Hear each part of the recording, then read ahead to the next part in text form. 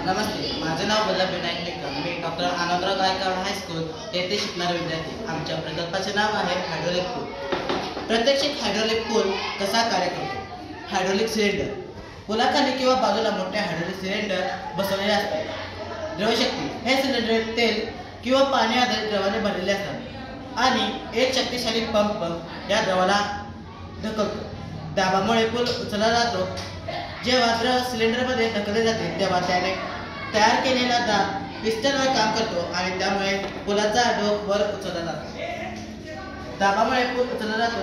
जेव्हा द्रव सिलेंडरवर ढकलतो त्यावेळेस त्याने तयार झालेला दाब पिस्टनवर काम करतो. नियंत्रण हालचाल.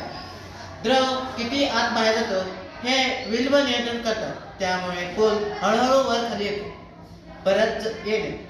जहाज गेल्यानंतर द्रव परत सोडला जातो आणि पूल परत खाली येतो, जेणेकरून गाड्या जाऊ शकतात. सोप्या भाषेत हायड्रोलिक पूल द्रवाच्या दाबावर उपयोग करून जड पूल वर खाली करतो, अगदी मोठ्या सिरींसारखा. Step by step. Hydraulic pump द्रव साधारणपणे तेल, बंदिस्त सिलेंडर आणि पाईपमध्ये ढकलतो.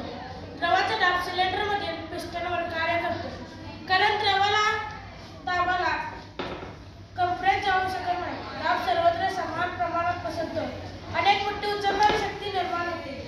ही शक्ती पुलाचे जड डेकवर सहजपणे वर उचलण्यासाठी वापरली जाते.